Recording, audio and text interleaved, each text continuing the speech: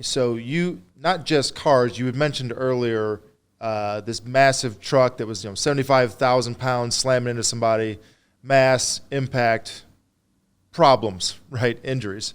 So with insurance, obviously the trucking company has to have insurance. So this is another question we asked ChatGPT is, when is a trucking company liable for my truck accident injuries? So I'm going to give you their response, and then I'd like you to break that down. And then I'll grade them. So as a personal injury lawyer, a trucking company may be liable for your truck accident injuries if they were negligent in some way. This may include failing to properly maintain the truck or failing to properly train or supervise the driver.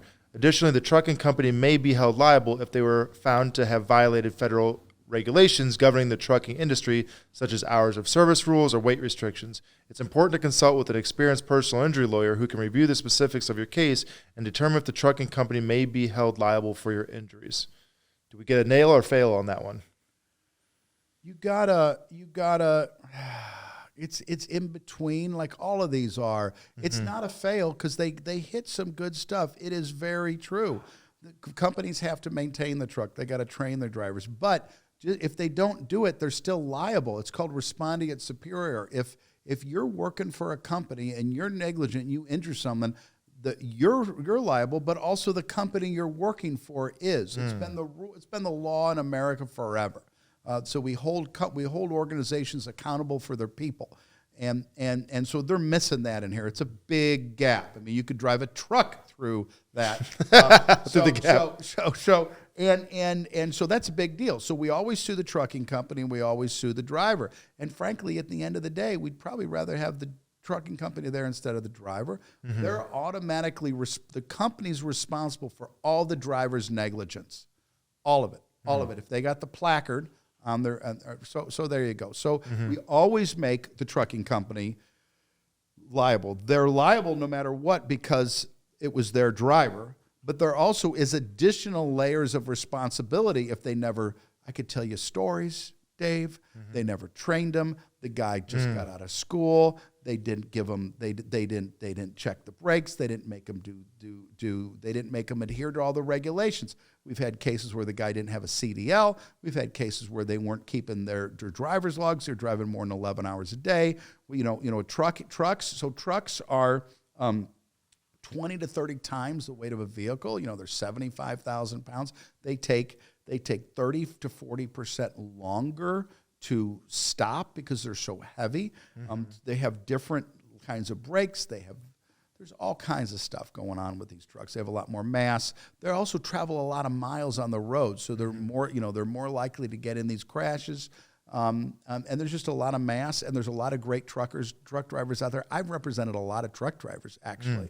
A lot who get injured because of this, that, or the other thing. Because we have truck crashes all the time and that kind of stuff. But at the same time, we also sue truck drivers when they don't, And there's a lot of things, and there's a highly regulated industry. There's national trucking guidelines, federal, unlike for cars.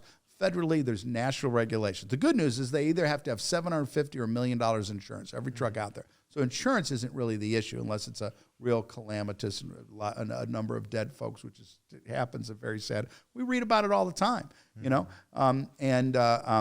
but if it's bad weather, they have to put more space between them and the car in front of them. And, driving to work, I took a deposition of a truck driver on Friday. I was driving to work this morning.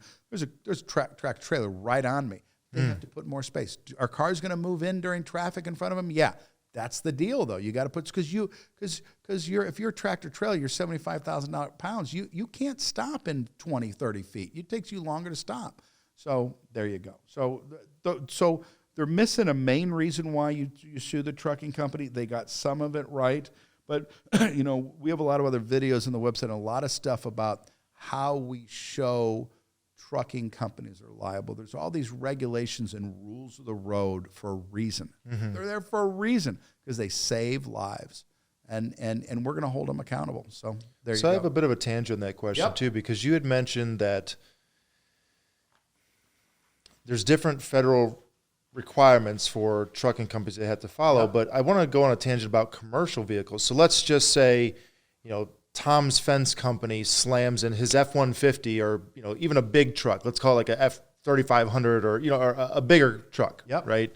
Have them all the time. Right. So is there anything that's specific to commercial accidents in general? Because you had talked about the trucking companies, you can go after the driver and the company. Is that also the same for a smaller business that's not a commercial semi-truck? In a word, yes. Okay. So the idea that the employer is responsible for the employee's negligence is true no matter whether someone's in a tractor trailer, over-the-road tractor trailer, and those tractor trailer regulations are only interstate, state to state. It's when you cross the border in the state, the federal government gets the authority to regulate.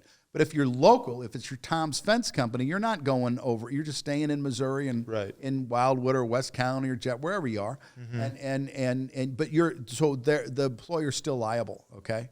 I would assume for both the employee and the equipment, meaning the vehicle. And the equipment, and yes, and they're liable, and they should carry really good insurance. And if you're over a certain weight, you're going to have requirements to do that. So for Tom's Fence Company to do business with different counties, governments, different customers, they're required to have certain levels of insurance and levels of bonding.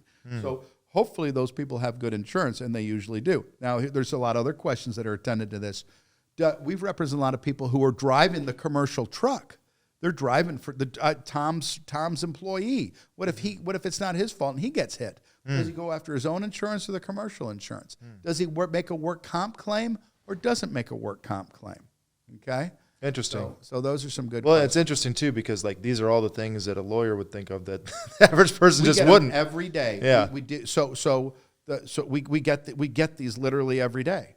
We get them all the time because you want the guy to go get comp because his employer provides comp insurance, but comp's really cheap, and a lot of times those doctors are paid to shade the case in the employer's favor, so they won't give you the level of disability. If you go to the work comp doctor, right. So sometimes we say, listen, the person that hit you has a lot of insurance. Don't go on comp. Go on for your health insurance. Go do this, this, and this. We had a case. Literally, this is we have this every day. My client that has an underinsured motorist coverage because the person that hit him didn't have a good insurance. So we got underinsured. So we have underinsured policies on his personal policy and on the commercial policy. He works for the company. And I have a lot of friends who own companies, and they have me help their employees. Or I have a lot of friends who work for companies. Anyway, we made an underinsured claim against both. Yeah. That's because those are two separate contracts. He pays, So usually if you're working for your boss, then and you're driving, then the commercial policy is going to take precedent over your individual policy. Most of the time, a person who has your own car insurance, they're going to have an exclusion under their policy that says if you're driving for work, or if you're working for someone who has another policy of insurance, this is not covered. But if you're working for someone that doesn't have a commercial policy, then maybe. If someone in my law firm, if someone is in my law firm and is going out to court for me and they get in a wreck, am I liable? Is my firm liable? I don't know. I hope not. It hasn't really happened. Tell them drive safe. But they kind of are. Yeah. But it's also their vehicle and their insurance. So, well, I would imagine that the commercial limits, due to be them driving more, the limits would also be higher on those, I would think. Those are higher. The increased activity, increased risk, and the company's going to have a general commercial umbrella policy. Usually, they'll say 100, 250, or whatever our limits on our car. But if you sue, and then we have an umbrella policy, general commercial policy. It also acts as an umbrella of $1 million or $5 million or something like that. Good answer. So we sue the trucking companies all the time, and we very frequently settle those cases.